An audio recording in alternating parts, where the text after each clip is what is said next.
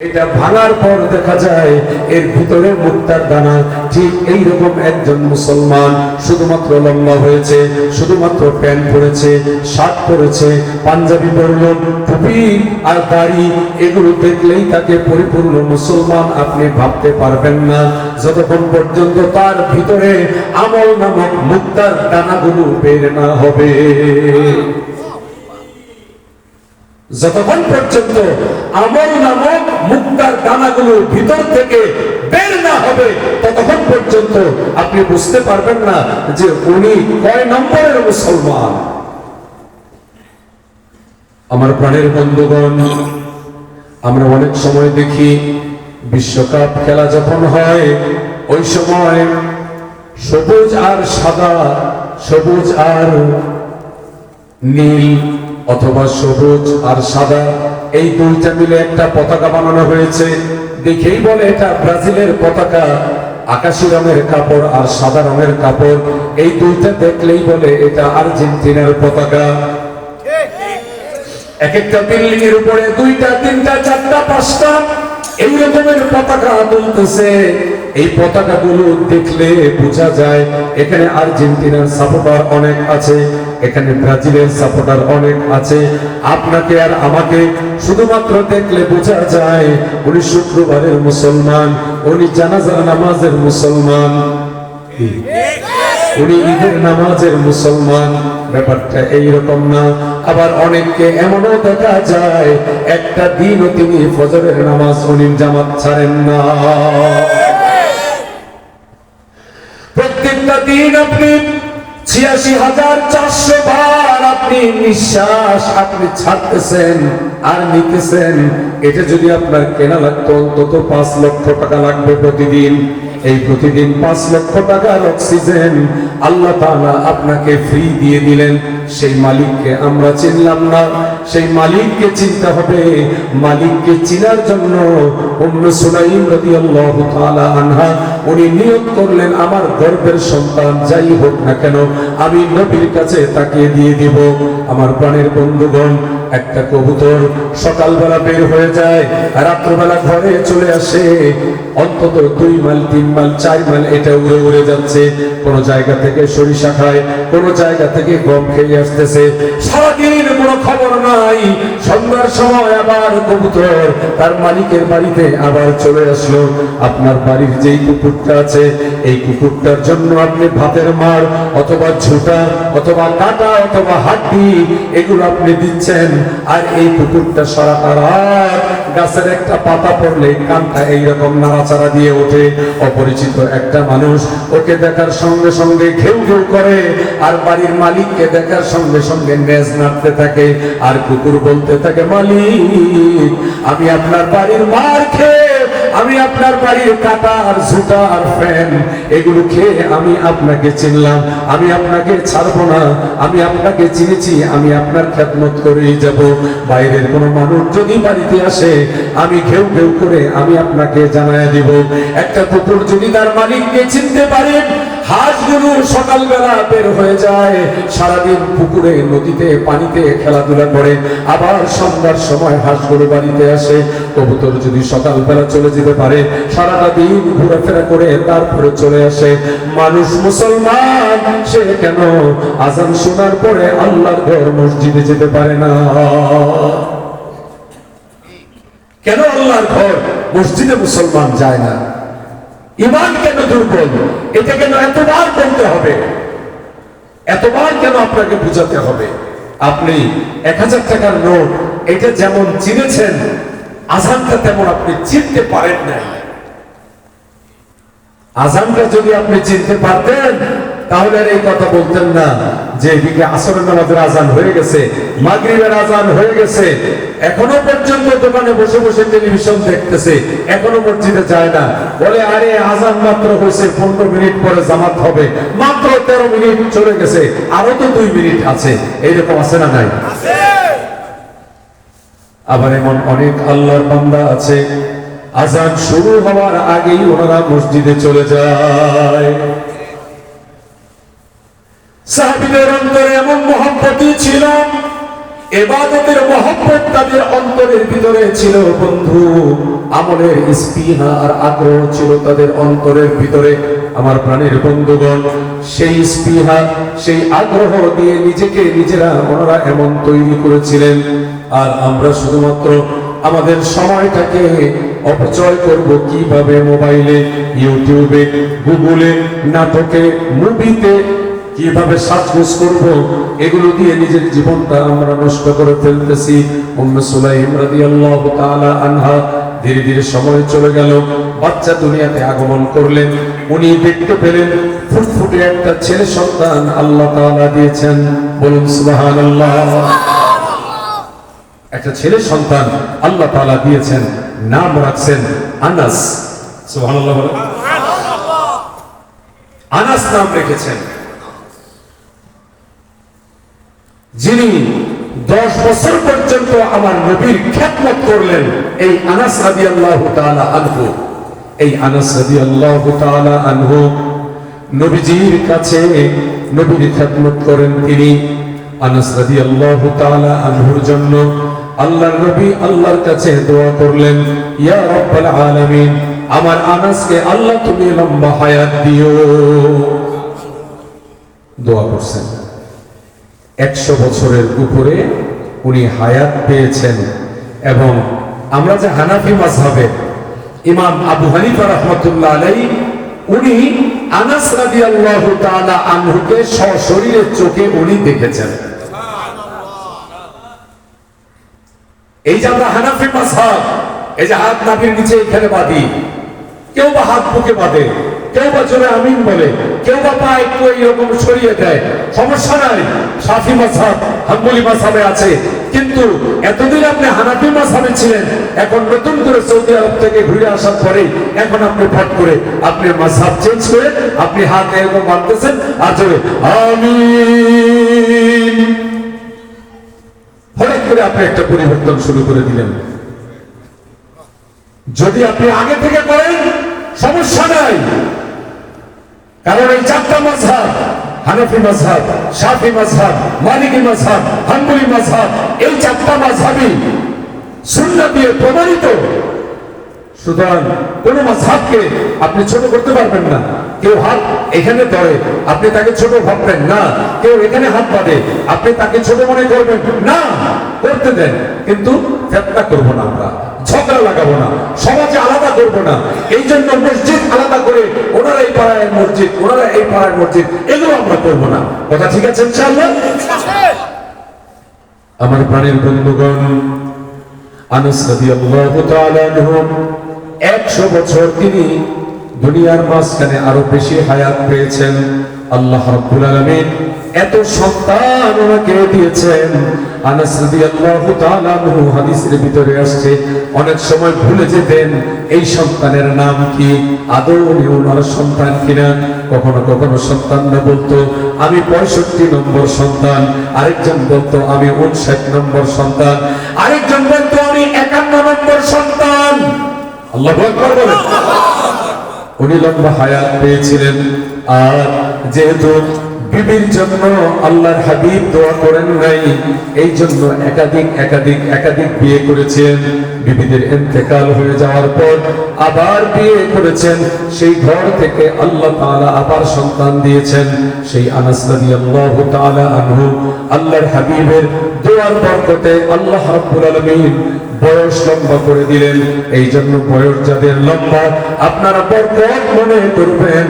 নবী সাল্লাল্লাহু আলাইহি ওয়াসাল্লাম বলেন, যখন আল্লাহর কোন বান্দা বান্দির মাথার চুলগুলো দাড়িগুলো যখন সাদা হয়ে যায়, আল্লাহ তাআলা ফেরেশতাদেরকে তখন বলেন এর গুনাহ লিখবা না, এর গুনাহ লিখবা না, এর নেক আমলগুলো লিখবা। বলে নেক আমল তো ভালো করে করতেও পারে না। বলে সমস্যা নাই, যৌবনকালে যে নেক আমল করেছে ওগুলো লেখো। আর এখন বৃদ্ধ বয়সে উলট পালট কিছু হয়ে যাবে, এগুলো ইচ্ছা করে করে না, এগুলো আমি আল্লাহ তাআলা মাফ করে দিয়েছি। বলুন সুবহানাল্লাহ। এই জন্য সংসারের ভিতরে মুরব্বী যারা হয় তাদেরকে বোঝা মনে করবে না। এরা তোমাদের রহমত, এরা তোমাদের বরকত। এই ঘরে মুরব্বী আছে, আল্লাহর রহমত আছে। এই ঘরে একজন বুড়া মহিলা, বুড়া মা আছে, বুড়া শাশুড়ি আছে, একজন রহমত আল্লাহর পক্ষ থেকে আছে। ছোট্ট একটা বাচ্চা আছে, আল্লাহ পাকের রহমত আছে। এই জন্য বাচ্চাদেরকে মারধর করবা না, বিরক্ত হবা না। আল্লাহ পাকের রহমত ওই বাচ্চাদের কারণে আর বয়স্ক মুরব্বীদের কারণে আসমান থেকে আল্লাহ রহমত নাজিল করেন। সুবহানাল্লাহ। আল্লাহ রাব্বুল আলামিন কুরআনুল কারীমে তাই তো জানিয়ে দিলেন, ইন্নাল্লাহা ইউদখিলুল লাযীনা আমানু ওয়া আমিলুস সালিহাতি জান্নাতিন تجري من تحتها الأنهار يحلون فيها من أساور من ذهب ولؤلؤا ولباسهم فيها حرير الله أكبر আল্লাহ রাব্বুল আলামিন সূরা হজ 24 নম্বর আয়াতে আল্লাহ তাআলা ইরশাদ করেন, ও ছেলেরা শোনো, তুমি মনে মনে চিন্তা করতেছো 30 বছর 40 বছর হলে তারপরে নামাজ আদায় করবা। ব্যাপারটা এই রকম নয়। অল্প বয়স থেকেই তুমি আমল শুরু করো, ঈমানটা তুমি মজবুত করো। আর না হলে বয়স তোমার পারবে, সেই সময় আমল করতে চাইলেও কিন্তু বাবা তুমি করতে পারবা না। এ দেখে মনে কত না শক্তি, কত না সাহস ছিল।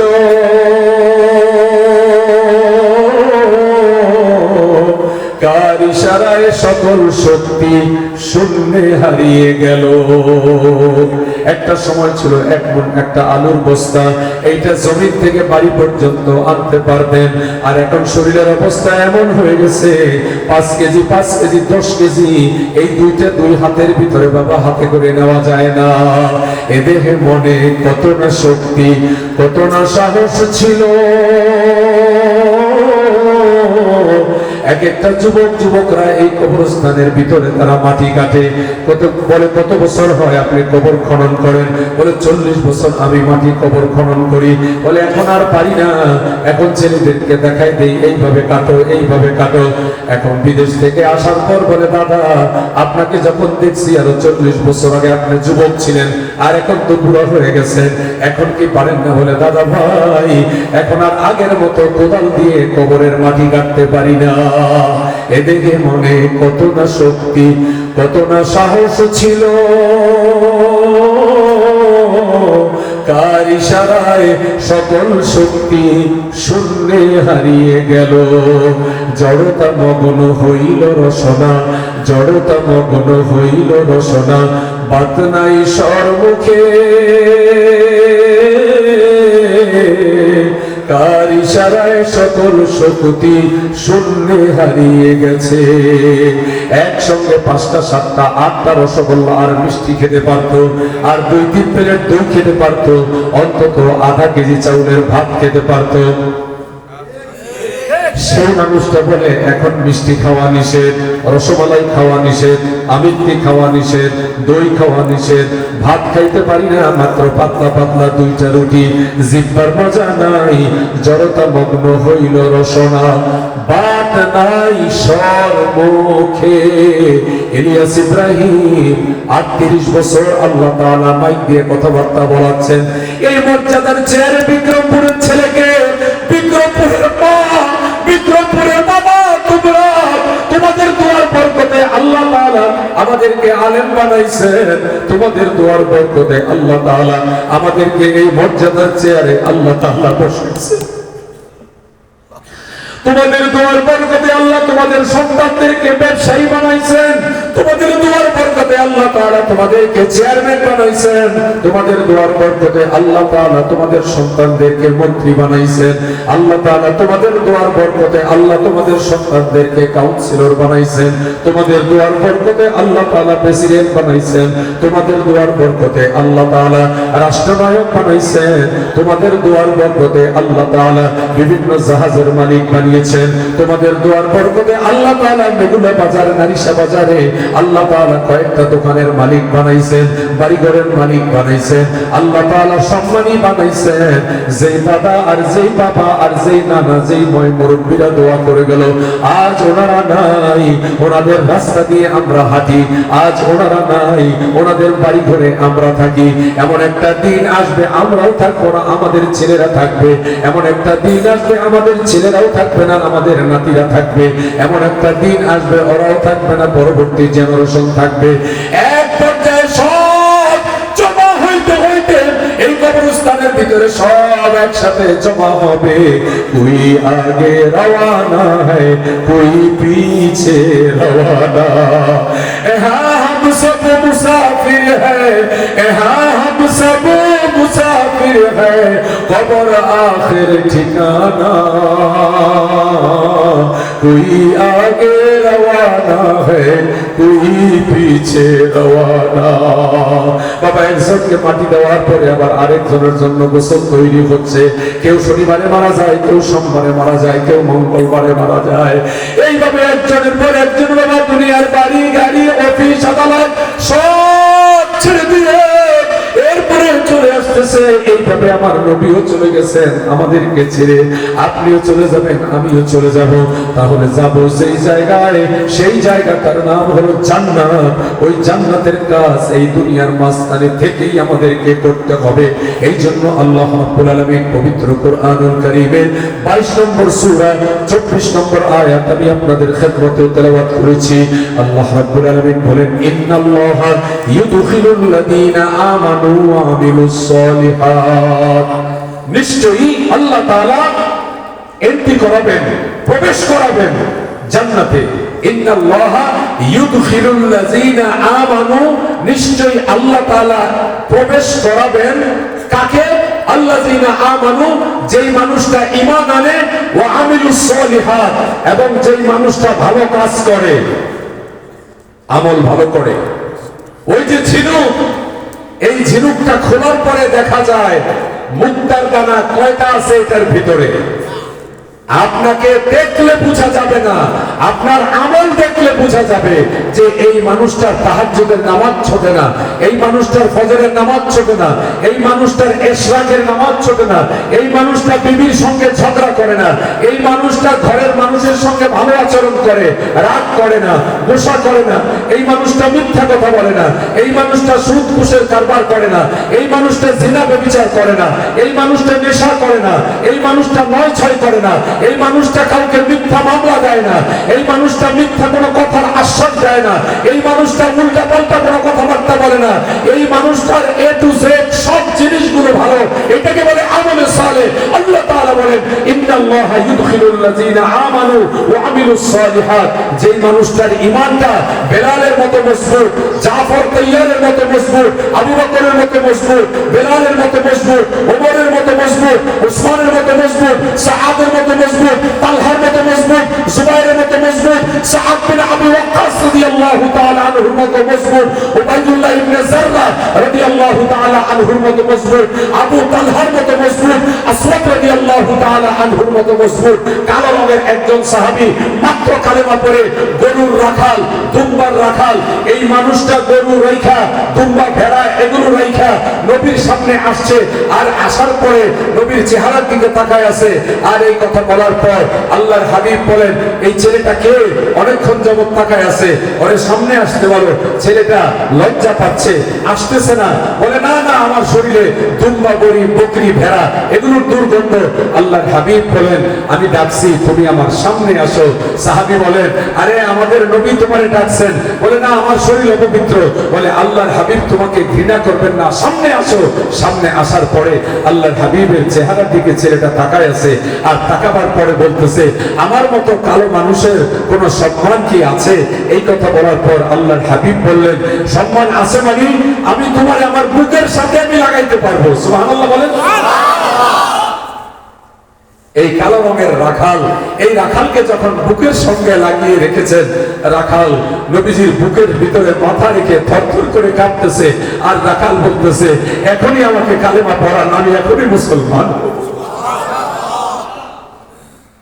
রাখাল এখানেই কালিমা পড়ছে, এখানেই মুসলমান হয়েছে, আর এখান থেকে বের হয়ে যখন সামনের দিকে এগিয়ে মালিকের কাছে উট দুম্বা বকরি এগুলো যখন বুঝিয়ে দিতে গেছে, মালিক দেখা তাকে চিনতে পারতেছে না। কি রে, তোর চেহারা তো সুন্দর হয়েছে কেমনে? সুবহানাল্লাহ। এখন এই কালো রঙের আসওয়াদ এই রাখাল এই সাহাবী বলতেছে, বুখারী শরীফে আসছে যে এই কালো রঙের সাহাবী এই আসওয়াদ সে বলতেছে যে শুধুমাত্র চেহারা পরিবর্তন হয় নাই, আমার এই ভিতরটাও পরিবর্তন হয়ে গেছে। আমি কালেমা দিয়া আমার ভিতরটাকে আমি পরিবর্তন করেছি। এই জন্য দোস্ত, যখন ঈমান ভিতরে ঢুকবে, আমল যখন ভিতরে ঢুকবে, অটোমেটিক দেখবেন এই লোকটা ভালো আমল করতেছে। আপনি দেখলেই বুঝবেন আগের মানুষ এই মানুষ আর আগের মানুষ নাই, অনেক আল্লাহর ফজলে সে পরিবর্তন হয়ে গেছে। সুবহানাল্লাহ।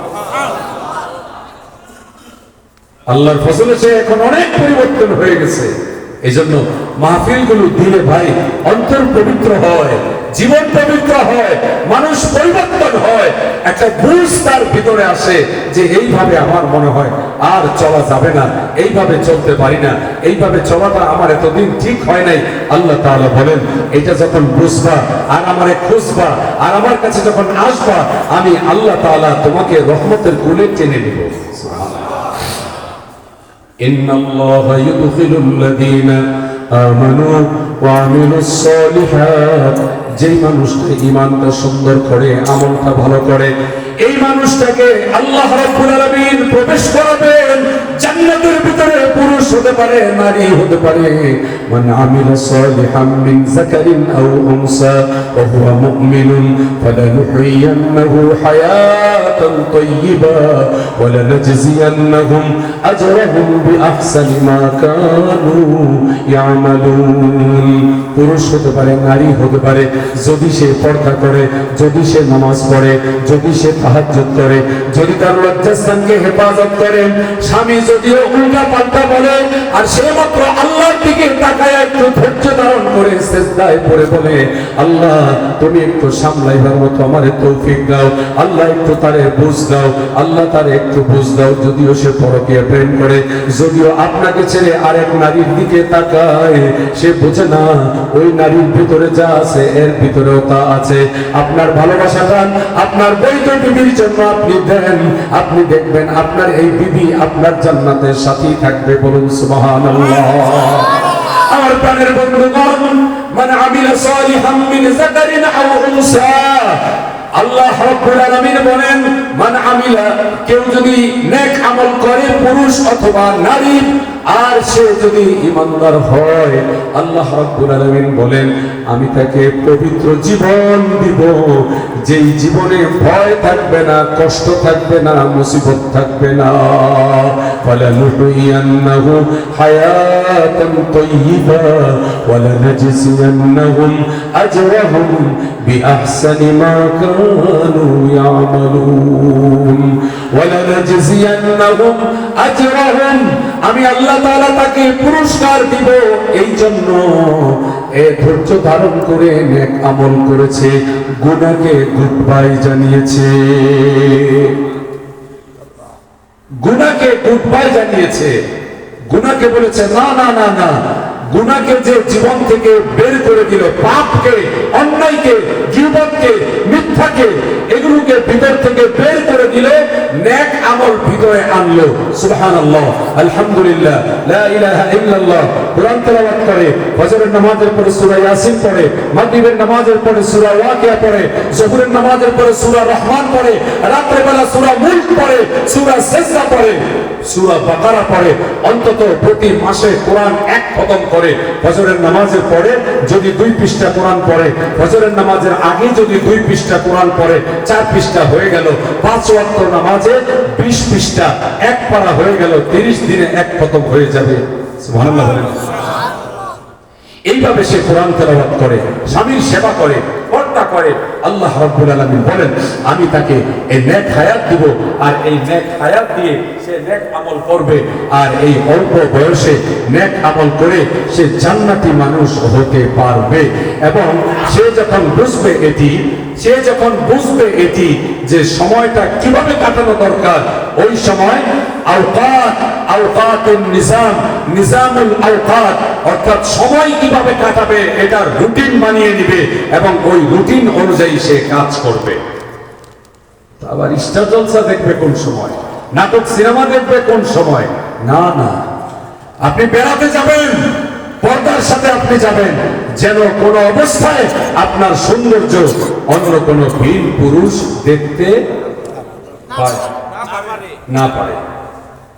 আপনার সৌন্দর্য যেন ভিন পুরুষ দেখতে না পায়। আপনার সৌন্দর্য একমাত্র আপনার স্বামীর জন্য।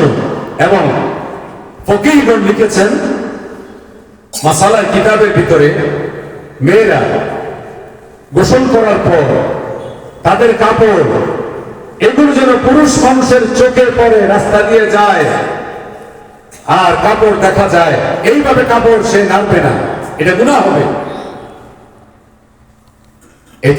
এটার দ্বারাও ছেলেরা গুনাহ করে, চোখের ভিতরে গুনাহ চলে আসে, ধারণা করে এই কাপড়টা উনি পরে, এই কাপড়টা জানি কেমন পরলে কেমন দেখা যায়, এর দ্বারাও গুনাহ হয়। গভীর মনোযোগ দিয়ে শুনুন। 5 দিন আগে মদিনা শরীফ থেকে আল্লাহ তাআলা ঘুরে নিয়ে আসলেন। মা ফাতেমা রাদিয়াল্লাহু তাআলা আনহার বাড়িটা আল্লাহ তাআলা দেখাইলেন। রওজা শরীফ থেকে মাত্র 1 কিলোমিটার দূরে, এখনো বাউন্ডারি দেওয়া আছে ফাতেমা রাদিয়াল্লাহু তাআলা আনহার বাড়িটা। আমার প্রাণের বন্ধুগণ, আমি দেখলাম 2টা বাড়ি, একটা রান্না ঘরের মতো দেওয়াল দেওয়া, আরেকটা কুয়া ছিলেন তো ইন্দিরা, একটা কুয়া ওই ইটা দিয়ে থাক করে বানানো কুয়াটা, এখনো সেই কুয়াটা আছে।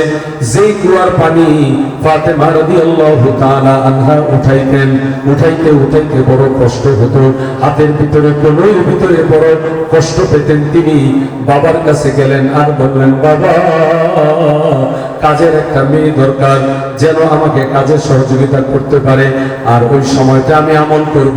আল্লাহর নবী বললেন, কাজের মানুষের দরকার নাই, তুমি নিজে কষ্ট করো, আর নিজে কষ্ট করো, ওই কষ্ট করবা, কাজের মানুষ তোমাকে যেই কাজ করে দিবে, আর ওই সময় নেক আমল করবা। ওই সময় হলো তুমি মাত্র নামাজের পরে 33 বার সুবহানাল্লাহ, 33 বার আলহামদুলিল্লাহ, 34 বার আল্লাহু আকবার তুমি পড়বা।